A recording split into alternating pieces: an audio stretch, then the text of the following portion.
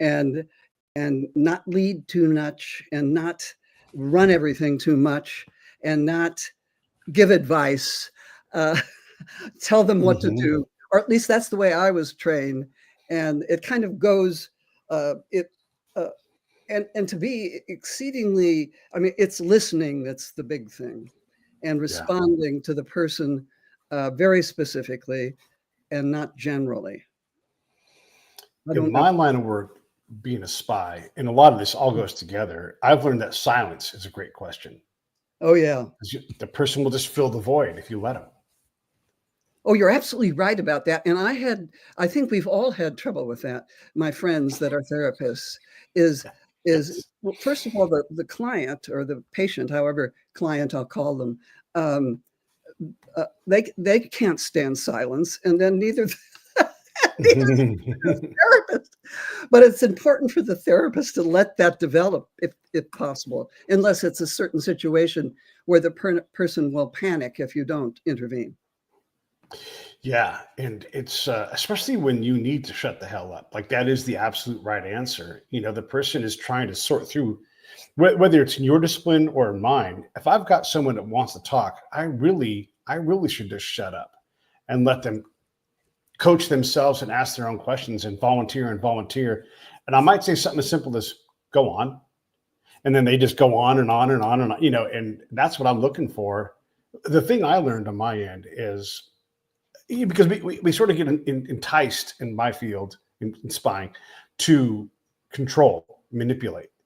And there's a lot of ways to do it. There's certainly people that go down that route. I realized that if I built trust and if I didn't tell them where to go, if I let go of the reins of the horse, I would get to where I needed to get to, even if I didn't know where that was. Once I found the thing I needed, I could then stop and I could dig down and I could clarify what that concept was.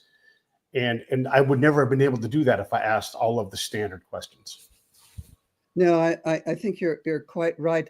And it would be just as important in your work to build a relationship in order to get the deeper kind of knowledge you would want. You need to build trust. Is that correct? Am I right? Yeah, absolutely. The way I do it, yes. There's other people that don't go that route. But if you meet me in Afghanistan, wherever I'm at in Afghanistan, whatever province, district, town, I'm going to be the same dude. So that when they're talking about me, hopefully they are, they all know the same guy. They don't know a different dude. And so I'm always the same person. I'm always trying to figure out how to be of value to the person I'm talking to, because I can't start gathering powerful information reliably until they know they can tell me things. And I love that. Here's an ultimate communication thing in my field. And there must be these physical cues for you. When I'm talking to someone and I ask them a hard question and they do this, and then they lean in and they put their hand up and they tell me, that's international. Everywhere you go, if they look over their shoulder, they're like, all right, I'm going to tell you the truth. But you have to shut up. When you see that head turn, you're like, oh, it's time to shut up. Because they're trying to ward off the questions or your input. Uh-huh. Because they're looking to see if anybody's listening. Oh, you know? I didn't think of that. Yeah. And so they'll look and be like, who can hear this? Okay, I'm going to tell you. And then they lean in, right? You can start to tell here, we're doing this via screens, but then they'll lean in and they'll tell me something. They usually have their hand in this kind of shape. And so they're like, I don't know what this shape does, what this means, but they have this shape. And maybe they're just old dudes and their hands hurt. Who knows? But they'll do that. And so I don't know what the hand is doing, but it tells me to shut up because they're going to tell me something. I just write notes as fast as I can at that point. Oh, that's very interesting. And by the way, may I ask you a question? Please. Yeah. Do you size up the individual? Well, I'm sure you do. When you size up the individual, do you in any way adopt a certain kind of role? Like, do you make an assessment of what's likely to go over best with this person? What kind of personality you could project? Or do you always, are you always like yourself? I'm primarily myself. I am, but I also am trying to understand who that person is. There is an affect that I'll put on, and I call him Johnny Goodtime.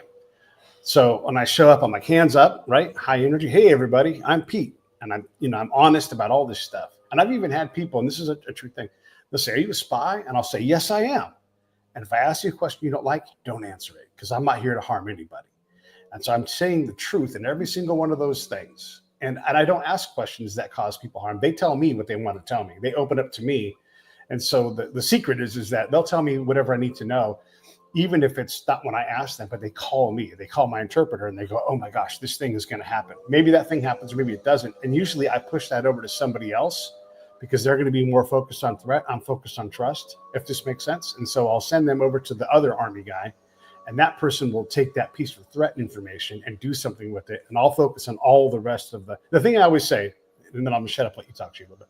The thing I always say is, like, if you're always looking for a needle in a haystack, I'm like, hey, look in that field over there. It's a field of needles. I'm just going to go gather up these needles. And when you don't like these needles, this commander, whoever it is, then I'll quit gathering those needles. But they never say, Pete, stop giving all this stuff that we needed to know that we didn't know. They never say that.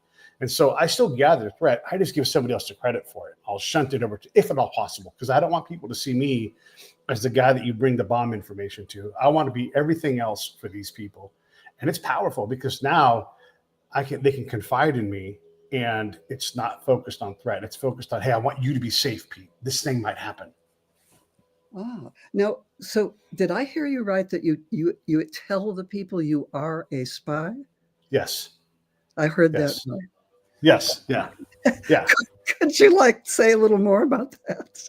Well, just think about when I say that to you, right? It seems impossible, right? So when I admit to it, people a lot of times don't believe me anyhow. My friends, they were like, what do you do in the Army? I'm like, oh, I'm a counterintelligence agent. Like, I don't know what that means. I'm like, I'm a spy. And they're like, whatever, you're not a spy. All right. So I realized not to be afraid of telling people, because most of the time they don't believe you in the first place. And so when they ask, I just tell them, I'm like, I'm being honest, and you're never going to see me do anything that harms anybody, because I'm not here to harm anybody. I'm trying to help people. And that's what I do. And so, that approach, I don't know why, but that approach works really well. People trust me, and they know, they're like, oh, Pete's a spy. He's the best guy ever. And then they introduce me to the other sheikh or to the other elder or to the government official. I get introduced to people all the time, and they'll tell them, like, oh yeah, Pete asks questions. He's a spy. He's a really good dude. And so they vouch for me and introduce me to people that nobody else in the military is meeting in that area. Oh, that is fascinating, because I have to tell you, I've read an awful lot of spy novels, and the spy is always trying to hide that they're a spy, and nobody trusts them and suspects they are, but they never admit to it. And that's a huge tension in the story frequently. But I think this is just incredible that you do the opposite. That is in my line of work, the way I approach it. I always say that too, because there's a lot of ways it's people stuff. Yeah, and this is your territory here.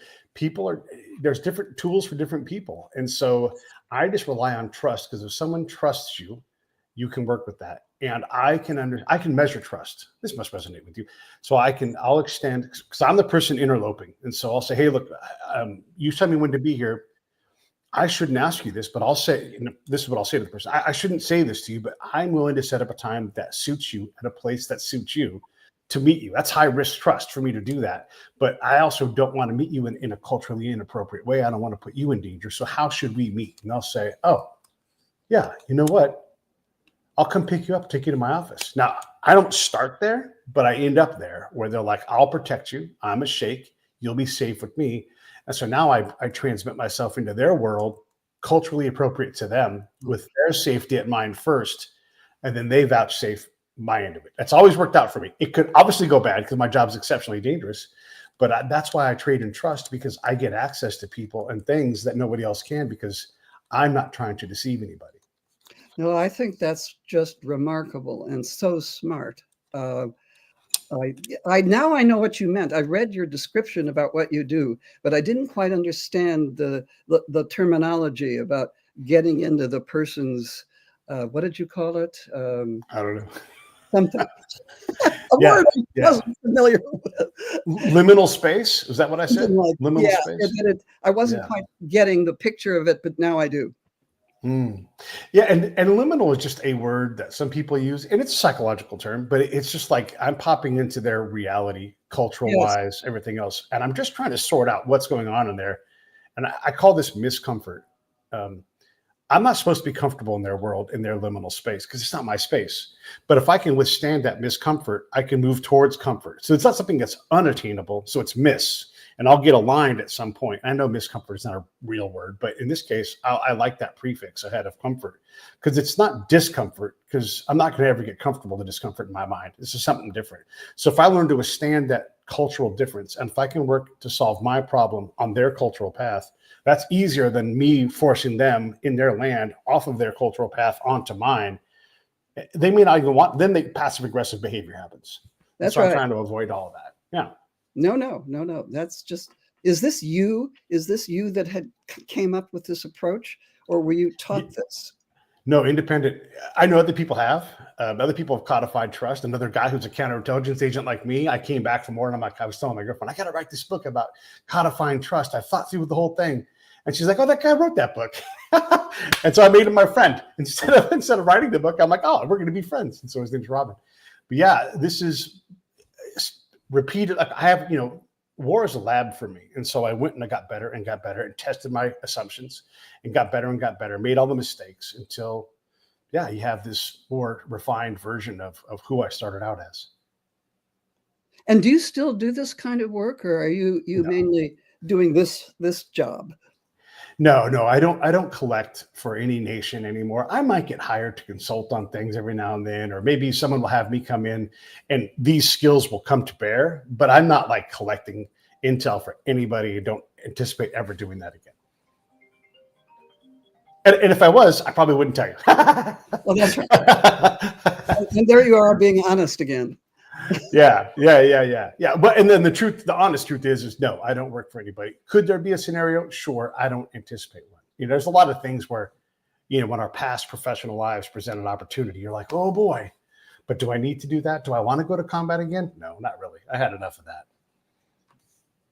Well, I wouldn't be surprised to hear that. Yeah. So, okay, you're a therapist, but also you have this passion for writing, and art is involved. When I was reading your bio, the thing that stuck out to me, and this is just remarkable, is that number of forgeries and how many there are in these art galleries. And look, you and I live on the coast of Southern California. Between your house and my house, there might be 150 art galleries. I mean, there's so many of them, right? And then go to Palm Springs, there's even more, right? And so are you telling me that, I'm not talking about like small galleries where the person's actually painting them, but are you saying like in all of these museums around the world, like when I go to Musée d'Orsay, am I looking at a large number of fakes? Yes, you are. No, this fellow that was the former head of the Metropolitan Museum, Thomas Hobing, did a huge study about fakes in museums. And it's a big tome, it's a big study. And he said 40 to 50% are fake.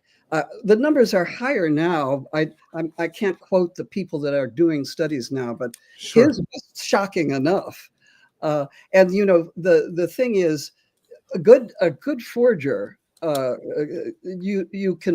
is tremendously successful, because people really, especially museums and even galleries, and maybe not so kind of shady gallery dealers, of which there are many, really don't want to see a forgery, because Right. First of all, the museum will be humiliated if they've accepted that, and Right. And the dealer wants the business. It's kind of set up. And what really amazed me in my work with this was how interesting the good forgers are, and how they do it. And in fact, if they're really good, they work a lot harder than the real artist. And I mean, a really splendid forgery you'd be delighted with. Right. Except the feeling of being fooled. Now, people typically don't like that. They find it humiliating, as does a museum, as does the experts, who are fooled. It ruins their careers. So they're not that eager to expose a fraud either. It seems to me that high-end art it's a fool-filled proposition. And I don't want to call anybody fools, but you're relying on the greater fool when you sell it. There's a lot of fooling around in that, because like that forger, if they could reliably go out and make good money painting, because they clearly have the skills, they likely would. But here comes money walking in the door, and all they have to do is do a gag on this painting, and they make way more money than they're like if they went out and hustled and did shows and all that. Like, here comes the money walking in the door. You are going to try to fool people to get paid. Of course, that is why a lot of artists become forgers. They can't make a living the other way, and they can make an exceptionally good living this way if they're good. But I don't know about that. It's interesting you say that the people that are they're fooled, but they're not necessarily in general fools. Right. People like they're highly educated. They have studied art history for years. They've looked at thousands of things. So they aren't fools, but they are fooled. And what is the mechanism there? I mean, I did do a study of what the mechanism is, and it. Do you want to hear about that? Yes, of course. This is what we're here for. I'm dying to hear it. Hell yeah. Well, it's a little bit like falling in love. What happens? A lot of people fall in love with paintings. They fall in love with artists. The experts fall in love with something, and that gets you. And so you start to see questions about whether this is a legitimate thing, and you don't want to see it as illegitimate. You want to see it as this ideal thing you fell in love with. Now, this involves a mechanism that operates in love relationships. I mean, you fall in love with a person, and you don't really see the flaws right away. And you don't want to see the flaws. and so you can actually hide them from yourself for an awfully long time. And some people do it the whole course of the relationship. And the whole country is doing it right now with certain people in power. Sure. And seeing the truth is not what people want. I guess that's one of my interpretations. Yeah, I think that's a fair interpretation. I mean, I routinely see, the example I always use is I'm from the Bay. I'm actually up in the Bay right now. And during one of the horrific fires, maybe the Napa fire, one of these horrific fires, the local news and the news up here, it leans left, whatever. It's California and it's the Bay. There's going to be a lot of lefty people here. And so you have two fire experts, both trained in California from California universities. And one says, absolutely, you 100% must take deadfall wood out of the forest. This is a fire expert. Cut to the next person that comes on, also a fire expert, also employed by California and educated. He's like, absolutely, you have to leave the deadfall wood there for the biospace. And I'm like, you two guys just disagreed on what to do. And, oh my God, and that's a legitimate, that's two professional opinions. Now, look, if you got those guys to talk, I bet there's a middle ground. And they're like, oh, not in those cases, and they would clear it all out and be a lot more sensible. But when you're watching on the news, you don't have time to do that. You don't have a show like this to bring these guys onto. You're left to go, which person do I fall in love with? Which side is it? And then it goes into that void where we become fools. Yes. No, I see your point there. It's crazy. It's humiliating to admit to that, I think. But few will actually. Yeah. It's easier to not just to dig your heels in than to admit fault, right? Yeah. And there's an elegance to saying, you know what, I was wrong about that. And I don't think that anymore. And if you do that, boy, you can get out of the way of a lot of things. And my God, if you can do that, you've stepped way up on the maturity scale. Yeah. And I work with a lot of couples, and that nobody wants to say, "I'm sorry, it's my fault," or "I will correct that," or "No, it's you, it's not me." So that is just like a reflex of people. Yeah. So you're quite right. If you can do what you just said, you're a long way up the scale. Yeah. I often say, like, when it comes to spying, because I got, you kind of alluded to it, like, that's really a matured approach to it. And I'm like, well, I had a little bonsai tree that I started with, and I kept cutting the mistakes off until I just had a stick. Really? But it's true, right? Like they're like, oh, I'll quit doing that. I don't need that. I don't need that. Oh, hey, it's real simple now. It's real simple. You just do this. And how did you like the way it looked? You know what? It looked like it wasn't fucked up.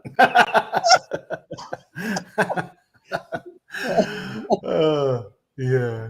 But it's funny because it's a ridiculous example, but it's kind of the same thing. I want to get back into art though, because first off, I love art. I don't do it often enough, but because we do have a very rich area for art and artists, where we're from, not just like the entertainment arts, but oil on canvas, and down in between us is in the Lagunas area is a baseball genre artist, and he does charcoal or pastel on paper. And it's amazing what he can do. And then I have another, because I love baseball, and I have another guy who doesn't live in California, but he does oil on canvas, and he recreates images that are black and white, and he brings them to life. And he is amazing at it. But neither one of those guys can do what the other one does. Like they both have locked into their area. And it's remarkable to me when they look at that, like, how do you do that? How do you do that? And they can't quite see it, but they have this, they're a cohort. And they get each other in a way that me, not the artist guy, is like just amazed by how similar they are, and yet how completely and irrevocably different they are.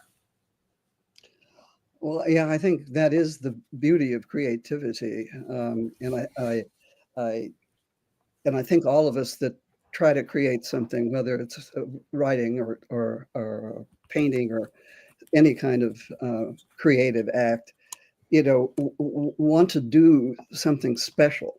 You don't want to look like the other guy, unless you're a forger. Then you really want. Yeah. Want to look like the other guy. But I think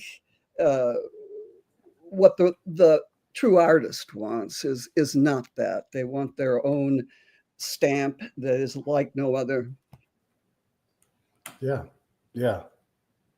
And you do admire. I mean, I admire greatly the people that can do what I cannot do, and I cannot do it. I can just admire it. Mm. In the notes for having you on the show, you talk about Open Window, the Matisse painting. So I was going to give you a little background. So I came back from one of my times in Iraq, and I stumbled my way into an estate sale, and they had a bunch of art, wonderful art, and talk about falling in love. And so they were doing that, and I didn't really know what I was doing. So I was just being very conservative, and I didn't bid on anything. And I thought, well, that was really neat. I really should have bid on that Matisse that I saw. And they had a little small Matisse paint, maybe it's like, I don't know, 18 by 1 foot or something like that. It wasn't very big. And I'm like, damn, that was only $2,000. I should have bought that. I don't even know what's worth. I don't know what I did. So I went and asked them after the auction. They're like, oh no, it's 45% more now. And I'm like, oh, well, I don't love it that much. But I always have a little bit of regret that I didn't bid on it. And now that you tell me that, there's a decent chance that thing's fake. And I'm like, and I certainly wouldn't know in some auction house. They certainly wouldn't tell me, I'm like, oh, I might have dodged a bullet. You might have cured me of my tiny bit of regret I have for not buying that Matisse painting. Well, of course you do. If you had, it might not matter to you. I mean, why would it even matter if you had it on your wall and you loved it every day? I mean, right. You're not going to have one of these experts come into your house or I wouldn't advise it anyway, to tell you, you got a forgery here. So I don't know. There are people, even then it's been revealed that they're Chagall or whoever it was, is this master forger's work. Some of the people just say, I don't care. It's beautiful. Yeah. Right. So, yeah. But no, Matisse is like one of my very favorite painters. Same. And he tends to, it's interesting you like him because he tends to be the favorite more of artists than of necessarily the general public. Because you appreciate things that sometimes the general public can't about certain art. But I sat, through the writing of this book, I had I have a big picture book of Matisse paintings, and my favorite is The Open Window. Oh, by the way, so here is the cover of the book. By the way, if you want to look, there it is at the bottom here. And there's the link, everybody. There's the link down below. Get that. Yeah, there it is. That's The Open Window by Matisse.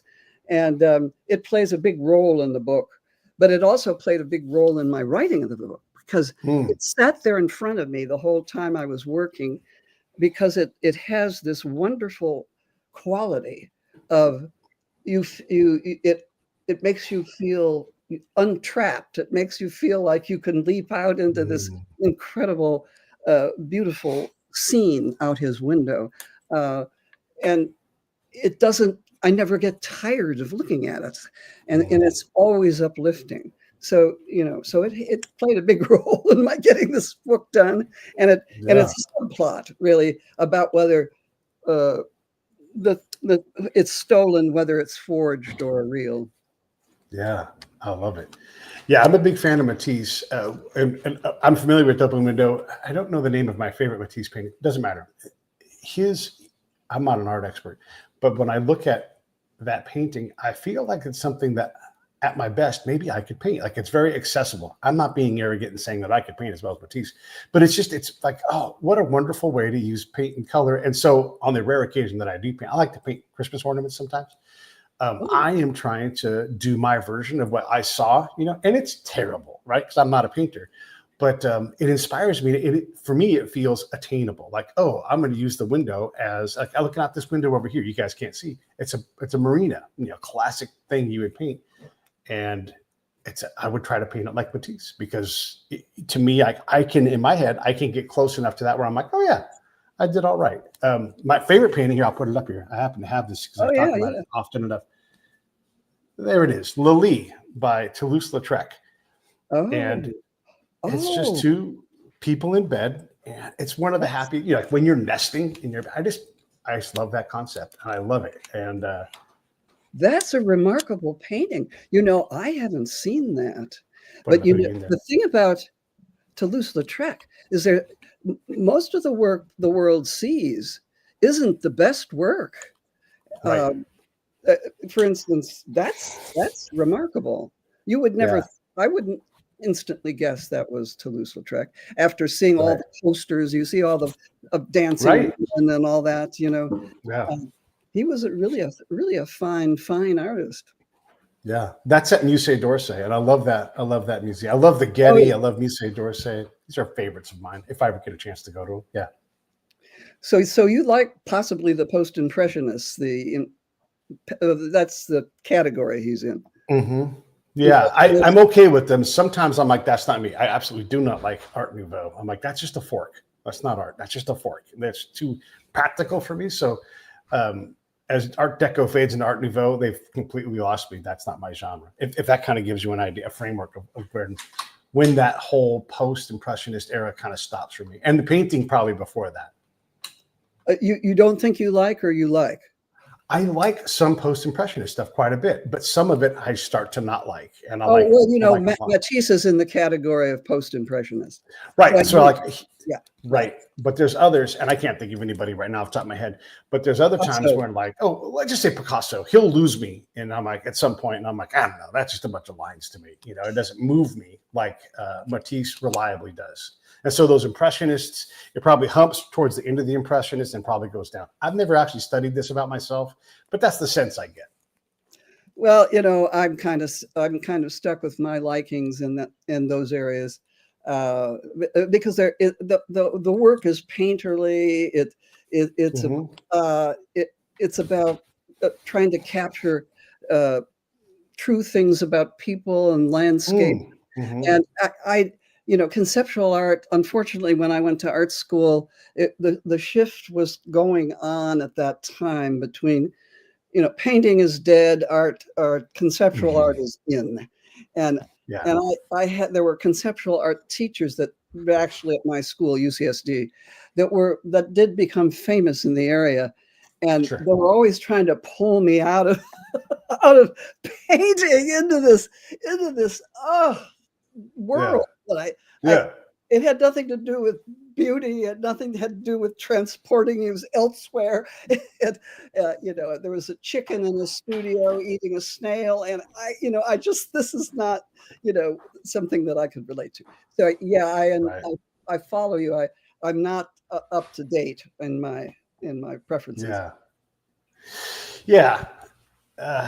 Yeah, the impressionist and the post-impressionist are pretty sweet. I don't know what it is about their era that resonates with me, and maybe it's just, a lot of this stuff. And I'm sure you're aware of this, is just because it's available to us. Like I look at Baroque painting. If I go to the Getty and I see all those older era paintings and everything, they're fascinating to me. And some of them will move me, but for the most part, I can walk by them and nothing captures my eye. That's not true about the impressionists and post-impressionists for me. I don't know what it is about it, if it's because I've just seen more of it, but I just like it better. Well, that's a good point. I think you're right on that. They're more accessible and they're more familiar. And I know what you're saying about going through a museum and there's all these, cherubs and things running about. Yeah, and fruit. I'm like, I've seen enough fruit. You just get blown out on fruit. Like, all right, that's bananas and grapes. Got it. Yeah, thanks for doing the still life. What was your name? I don't remember. I got to move on. Well, I'm delighted that you have some interest in art. That's a good thing. I think. I have a ton. If I get laid over in Paris, I'm excited because I'm gonna go to the L'Orangerie. That's my favorite place in Paris. Ultimately, I'll go there. I don't go every time because I've seen it enough times. But if I've got an extra minute or two, I'll zoom over there and go check out. I love that gallery, and I just love to think about what you can do late in life, with your art. Even though, like right now, here's a guy with cataracts. I'm like, I can't see anything. I can go out and paint water lilies. That's a fact. And so, oh well, Monet did some of his great works with cataracts and practically, and Matisse was in bed, practically dead, doing those cutout things that are quite fabulous. Yeah. By the way, what was the drawing that you almost bought? What you can't remember? I mean, was it a figure? Was it a? It was a painting, and I feel like it was a lady, and maybe it was an earlier one of something else that ended up being like a different paint. Like they'll work their way towards something, and so I feel like it was something like that. But it was not very big, and I'd been making it up from there. I just don't remember. It wasn't one I was familiar with, so it's hard to remember what it was because it was like almost 15, 20 years ago. Well, it's impressive you remember it at all, and still have slight regret. Yeah. Well, it would have been neat to own. And again, who knows if it was real or not? But it was one of those things where I think it was actually not an estate sale. I think it was a tax sale. So somebody spent a bunch of money on art, probably a drug dealer, laundering money. But, should I have pulled the trigger? Yeah, maybe. I don't know. 50-50 chance that it's a fake. All right. Yeah. Would it matter? I don't know. Probably not, actually. No, I don't think it would have, because you would have never found out. Yeah. Do people make fake Seuss and like these modern artists or, who Shag is? He's a California guy. No, Shag does like 50s era retro kind of vibes. Everybody's got like triangle bodies, and it's just they're really cool. They're very, very cool. But it seems like it's very attainable. Like you could make this stuff, and so I would imagine that if you wanted to sell fake Shags, who's even going to know? Oh, you mean it's like there's not a lot of painterly stuff in it. It's flat painting, right? And yes, sort of I'll pull one up. Geometric. Yeah, I'll pull one up while we're talking. But okay. Yeah, so like, does it matter how complex, or is someone who's modern and alive and be like, I didn't paint that? Is that more dangerous for a forger? Well, some are way more easy than others. I think those geometric flat things are easy to forge because you can't, you're not looking at the exact brush strokes as indicating the particular painter. You're not looking at complex composition maybe, or complex characterizations. So yeah, your guy sounds good. Let's. Here's Shag. That's Shag. Oh, okay. He's a California guy. Yeah. No, well, it certainly does look California. Well, that looks like that wouldn't be so easy because, copying would be probably if you're a Mm. decent draftsman. But it looks like he has a fairly sophisticated composition and Mhm, uh, mhm, the liveliness of it and the rhythm. I mean, mhm. it's not without charm. Yeah, it's all like that. Whether it's a bunch of people 50s era wearing lampshades or it's something else, a pool party, it's just a lot of that kind of stuff, and it's wonderful, right? I wish I could Yeah. afford it. I guess you can afford a lithograph, but Do you know it's what it's they just cost? Did you ever look at they're, it? they're thousand. He's got a gallery in Palm Springs that's full of his work, and none of it's cheap. Ah, Like you're not going to get a painting for $600. It's all going to oh, be no, thousands that's of dollars. yeah. Yeah. To get a painting, I'm sure you can get, some kind of poster grade type thing, for less, of course, but even that stuff's pretty pricey. To get like Uh-huh. a number lithograph, it's that's the kind of guy he is. But so you're saying that's not easy to copy. Okay, what's the difference between a I think you could copyist? copy it Okay, if you what's the have a difference? certain amount of skill, but to invent one that's like it and not a copy Mm, wouldn't be that easy, I would say. I see. So a I mean, I copyist think you could is do it to fool a lot of people, but not somebody right. who's very familiar with that person's work because it has a distinctive stamp. Nice. So if you copy something, you're just making an original of another picture. And if you're a forger, you're just trying to make a painting in the style of, but it's your own creation in terms of like the setting. No, that's a very important question. A different differentiation. Okay. You can be a forger and just copy.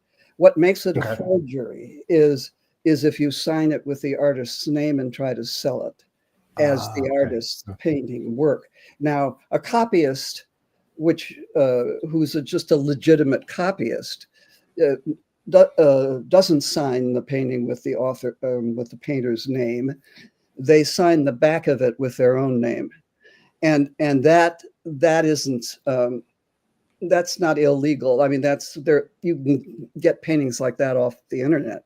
What Right. makes a forgery a forgery? And what you're talking about when the artist makes a painting that's like the Matisse or the Shag or whatever, Hmm. that's called a pastiche.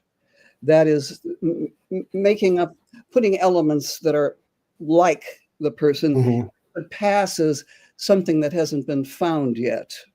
Mm.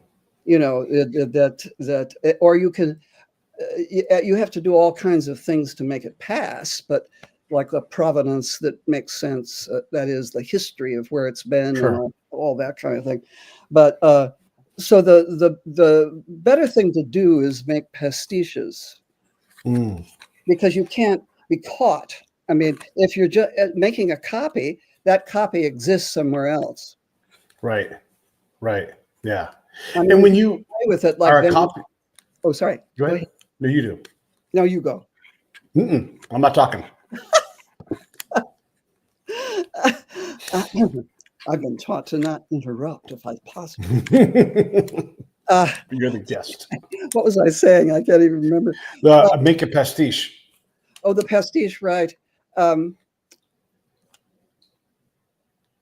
I don't know what I was going to. The point I was Well, going. okay. So I was going to ask you. So if you're a copyist, and if Shag gets $10,000 for a painting, what are you charging if you're a copyist?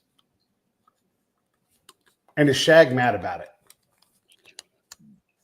Oh, you mean if the copy is trying to be sold as him, not Not as a. as him, but like he's like, yeah, sure. You want a copy of Lampshades? I'll make you one of those. What does that guy charge? And then is Shag mad that you copied his lampshade picture instead of having them go to his gallery in Palm Springs and buy it yourself? Well, that's a good question, and I never even thought of that question, Hmm. Pete. Uh, hmm. Certainly, if We you got were to get asking Shag on the show. Warhol, you That's what we wouldn't got to do. mind. You and once Picasso, in fact, was faced with an artist who had forged one of his drawings, and he said he offered to sign it because it was as good as his. Yeah. So, Yeah. it depends probably on the artist how they feel about it. But anything that advertises your work is Mm, probably a plus and not a minus. Uh, yeah. Particularly if it's a good copy. Yeah. I mean, Yeah. lousy copies maybe wouldn't help you that much, but um, and people. It is a good question though, and I'm not. I don't think I can really answer that. I'm going to do more research on that one. Yeah. I mean, with AI coming around and doing and as a matter of fact, I put an AI image into this, into the thumbnail for this. I just put make for me an art gallery because that's easy to do. And there I did it. Right. But I didn't pay an artist to do it. So, that is, I can right now say, make me something like Munch, but it's lunch. And then it would do it. It would be a forgery of sorts. It's not going to sell it as a forgery. Right. But it would, ape Munch's style really well. Yeah, And maybe I got to do 3 tries, but it's going to be something passable for what I'm trying to do. yep, yep. It would depend on the artist how they feel about that. Yeah. I think it's a great question. Yeah. So what I had, so Greg is the guy that does oil on canvas and does these wonderful reimaginings of these baseball pictures, these old black and white pictures from the early 1900s quite often. And when I had him on with the other artist who does the charcoal on paper, he's like, "Hey, Greg, how many bad pictures, bad unfinished things, bad unfinished or just projects you've gotten away from are in your studio?" And he laughed because he's like, dozens and dozens of things that are just sitting there that he would never want out, right? Because they're not finished or they went in the wrong direction. But if you were a fan of Greg's work, and a lot of people are, because he charges a lot of money for his things, they would gobble that stuff up. I mean, people buy irregular jackets every day of the week, right? And so should artists sell irregular things? Should they be a little less precious about stuff that they're not going to ever get back to? Well, I think the desperate artist would, as far as getting a living, but most artists wouldn't want to do that. They want to show their best work. I mean, it's like, am I going to put a book out there that's the first draft and filled with just all kinds of bad Right. stuff?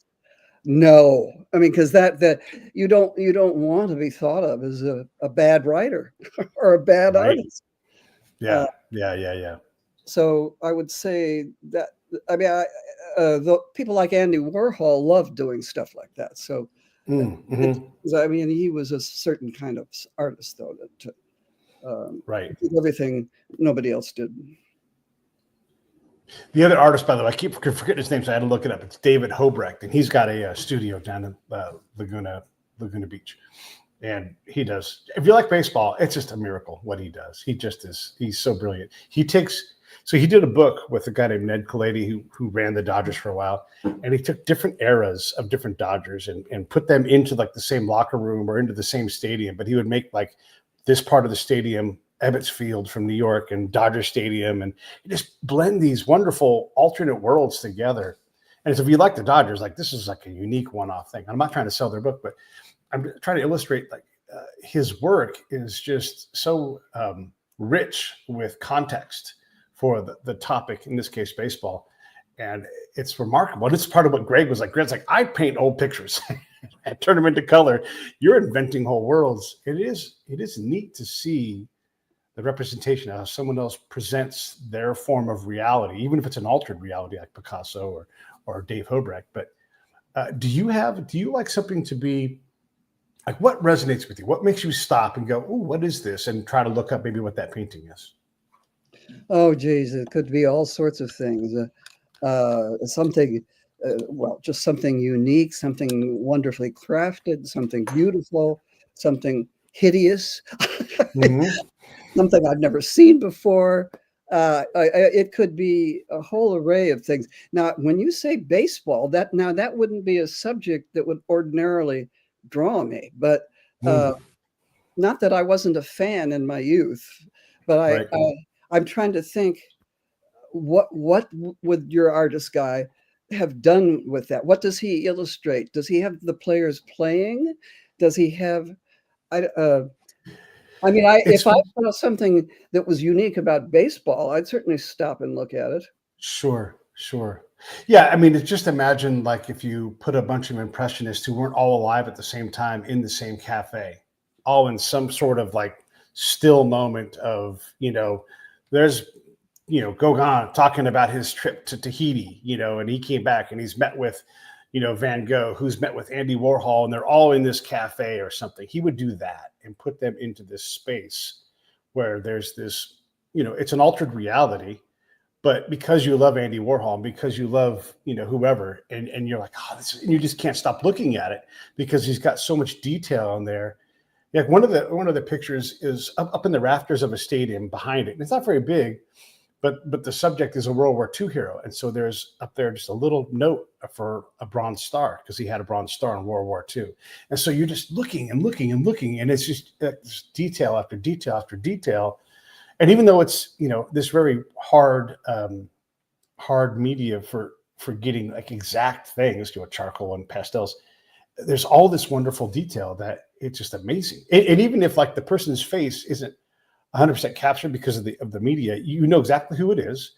And then you're like, oh yeah, he's got he's got this shirt to wrinkle and the number 25 is wrinkled around it, and it's just, it's fascinating to stare at that stuff. Oh, so he the style is realistic, but it's Yes. done with pastel. I'll pull one up. Yeah, exactly. Sounds The really work that I've mostly, it's neat. I'll pull something up right now while we're talking. All right, let me do this. And his gallery's down in, up for you, but in the Laguna area. Well, you've got me interested in going to these places, I gotta say. Yeah. This is a Hellbrick right here. Let me get it and pull it up. So, and it's some of it's just really amazing. Let me see if I can download this thing. So let's talk about your book real quick before I forget to do that while I'm over here pulling up pictures to show you. By the way, everybody, the link, you guys know what I say, Buddy Read, buy two, and the link is just down below. And there is the book, and I'm going to pull this painting up and have that come up here. And the book is called Artist, Lover, Forger, Thief. Right. Let's talk about the premise for this. Is this person all of these things? Are they all four? Oh, you got the point. Oh, you're brilliant. Yes. The meaning of the title is Best Guest Ever. Identities of the Art Forger, because they have many. And so that was one idea. Now, the other thing, it's an homage to John le Carré, the master of deception, Tinker Tailor Soldier Spy. Yeah. I've always admired him so much, as I don't know if you would as a spy writer, since yeah, enthusiastic, but he was really a spy. So yeah, and he wrote good stories. There's something about being the thing that you're writing about, right? Especially like, because my friends are like, oh, did you love this? It was a spy movie, and I'm like, no, it's all right, but I'm pretty hard to please, and it bothers me. I'm a pretty rugged guy, right? And I did a lot of combat stuff, and so when the spy they show is always either a weaselly worm who goes crawfish on his nation, or it's this bookish guy who wears sweaters and they have no muscle mass. I'm like, that's not me. Like I want to see a guy who can hang with combat guys. That's what I was. So you wouldn't have liked Smiley, that's for sure. That's le Carré, one of his heroes. I don't mind le Carré he stuff. Wasn't a spy. Well, yeah, but yeah. I see what you're saying. That's interesting, your view. Matt, who does it right? Who would you say does it right as far as?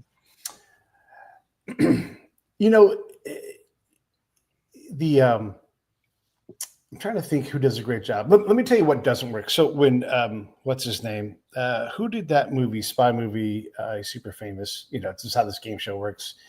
It doesn't matter. There was a spy movie where the very famous actor just stares in the camera and is pensive all the time. And he can't tell his wife anything. His wife is Angelina Jolie in the movie. And I'm like, this is just dumb. It's dumb. And then, like, you have to use words. You can't just act with a flat face the entire movie. And not much happens because it's intrigue, but anyhow, so that's not fun. The Jason Bourne stuff is sort of akin to my world, but but it's like 5 people. So the one person becomes one superhero, and so there are elements of these things that you do. And so that's fun. The car chases are fun, and I can suspend belief for that. But I think it's more about the intersection of that interview and trying to do that dance with the person. And I don't know how you capture that well on film, but I think you can capture it in words. And a good book with actual things is a guy named, I think his name is Daniel Levin. That's his name, Daniel Levin. And he speaks Arabic and went to Syria to try to find someone from America to find their kid. And he's got to go out and he's got nothing to offer, nothing to gain. And he's got to go meet these highly influential sheikhs to find out what happened to this kid, if he's alive, if he's dead, and all that kind of stuff. And his approach to writing those sessions, when he's in danger, he's trying to make sure he says the right. Not only is his goal in danger, but his life is in danger at times. And so that, I think, is the best capturing of what it's like to be in a meeting in a very dangerous place with people who don't have to help you, don't have to like you, and may want to kill you just because, look, I know a lot of warlords, and those guys are like, if someone's a problem, I kill them because this is the game we play. And that, I think, Daniel Levin, even though it's real, he captured that well. No, that's good. Yeah. And I think that you feel probably very similarly to how I feel about movies done about therapists and psychologists. Yes, that must be true. I mean, if you think you're portrayed oh my gosh, unrealistic fashion, yeah, I feel the same. Yeah. Here's this painting I was going to show you. That's David Hobrecht's work in charcoal. And so this is Dennis Eckersley, 88 World Series, about to face Kirk Gibson. This picture doesn't take place, right? It's just an imagined moment before Kirk Gibson hits a game-winning, iconic home run. But that is really interesting. I mean, you really, it draws you into the character's reaction. I mean, his right. It's complex. And this guy in the background watching, and I think that's quite something. I can't imagine someone could make something that interesting about. I don't know. I'm sorry to say that. That's not fair to say. But when I think of baseball, I just think of, you see the diamond and you see people running around on it. And, right. And you've seen it 1,000 times. And how does someone make that interesting? Well, he's not even trying to do that. So he's taking a character. Yeah. And the context. So in the scoreboard, it's got the actual, here's the scoring line. It's the 9th inning. Here is this gunslinger of a pitcher who's going to strike this guy out because that's what he does. And what we know is that it doesn't go that way. And the other gunslinger, the batter wins. And there's all this drama about to happen. And so he's captured this moment the instant before one of the biggest home runs of World Series history, And so when you see that, especially if you're a Dodger fan, even if you're an A's fan, you look and you go, oh my God, look at that. But that picture never actually occurred in real life. And so he's had to create this moment that never happened, but the event happens, if that makes sense. Right. Yeah. So there you go. Baseball. You've captured my interest with some new people. We'll go meet up there. We'll go down there and we'll go meet Dave. He's a wonderful dude. But let's get back to your story because we got to make sure we sell books. Everybody, make sure again, buy 2, buddy read. This character, is this a character this is a series, right? Like you're going to keep coming back to this stuff. Well, there are 2 main characters really. I've been focusing on the forger one, but the second one is a woman, and she's a therapist, and she has had a relationship with him. He comes for therapy because he wants to get out of being a forger, and also he has a lot of trauma from his past that have impeded his ability to relate to people or have a love relationship and all that kind of stuff. And she spends a short time with him, and he, of course, flees in when he starts to fall in love with her, because you know the old thing of falling in love with your therapist. Now she, on the other hand, has some of me in her, of course, being a therapist. Right. who was wanted to be an artist from day one practically, and I couldn't make it in the art world with my work, so I had to do something else. And the next best thing was being a therapist, having come from a psychologically oriented background. But anyway, the thing about her is she's still an artist, which you could say about me. Not completely, but she is an amateur landscape painter. I mean, so she gets involved in financial hardship, and Right. has the idea of, well, first of all, she's going to sell copies. We talked about the copy thing, and that's an okay thing to do, but you can get a lot more money selling the stuff as the original, which she is on the border of thinking of doing. Then she meets this forger guy, and he lets her in on all the secrets of how to do it, and she does take it in. She can't help but take it in. So, all right. So this is it's not the typical story, but they come apart for about 3 years. So she hasn't seen the guy in that amount of time. But it's stashed away everything she's learned, and it's later she gets into financial trouble. But she comes across him later. They're in the same town, which is this town, San Diego, and to authenticate this painting, the Matisse that's featured here, it's left on her doorstep, and she doesn't know whether this. First of all, it can't be real. It's worth many millions if it's real. And but it really looks real to her, and so she's going to get it authenticated. Now, there are many good forgers who are also art conservators, and so it's like their day job, their legitimate job, right? And it can be at a museum. And in this case, the guy is working at a museum and for a shady collector, both privately. Yeah. So she takes the painting to him. Her old friend Nick from many years ago, to ask about the authenticity of that painting. And that sets the whole thing in motion, because he tries to get, it's a complex thing about whether that's real or not real. Yeah. And she gets involved in his world of he's running from everybody. He's in hot pursuit. I mean, he's a very notorious forger, but never been caught. And then she ends up trying to help him get out of all this. So that's kind of the setup. And then, of course, there's a murder. So there's a murder that takes place that they're both drawn into, and et cetera. I don't know how that comes to. I love it. No, that's great. I love it. I love all of that. I mean, I think about when I do my little amateur writing about, spy things, that kind of stuff. These are the kind of things I think about, like, how would I approach this? If I got hired, hey, Pete, we got to find a forger.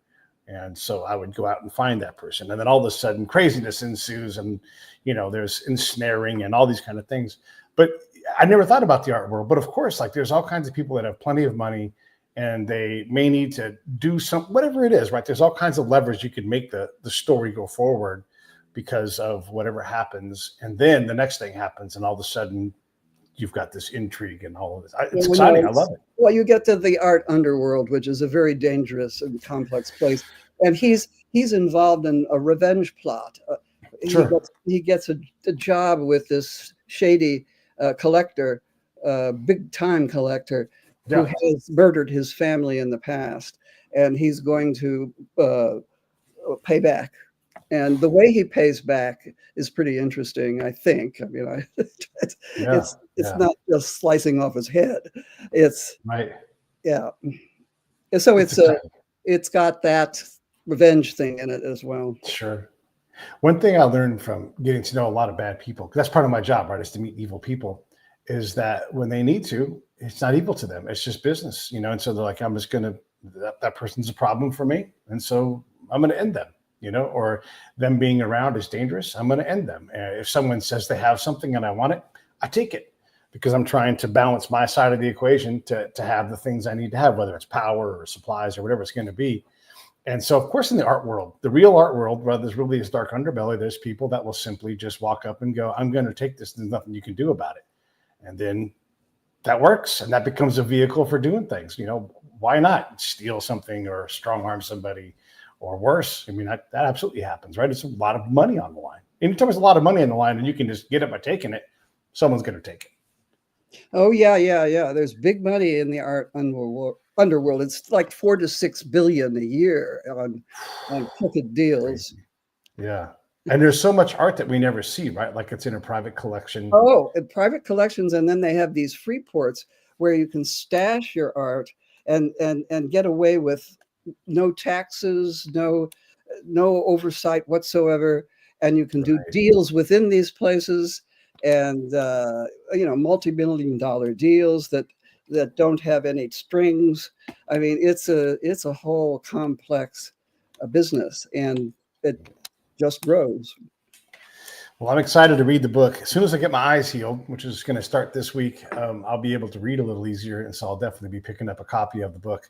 I hope everybody else does too. And then I'd love, as you write more of them, to have you come back on. And I also would love to have you come back and maybe we get Shag on, or maybe we go down and see Dave or have Dave on the show. But all these artists, I want to support them, because even if they're doing well, if more people knew about their work, they have a chance to do even better. And if I can invest time in that, heck, I love to do it. Oh, I think that's a wonderful objective. I'd certainly support you in that. I love it. I love it. Anything you want to get into before we wrap this up? Repeat that, please. Anything you want to talk about or get into before we wrap this up? Oh, well, I just thought it was a lot of fun. Oh, good. And this is my first interview, Oh, you did great. You did great. It was a lot of fun for me too. Yeah. So I was kind of nervous, but about it. Well, you did wonderful. You did wonderful. Let me wrap this thing up, and I'll come back and say bye to you. But everybody else, make sure you go out and get this book. There's the link right there. It's in the remarks. It's also in the show notes. So all you got to do is click on that on Amazon, and I will see you all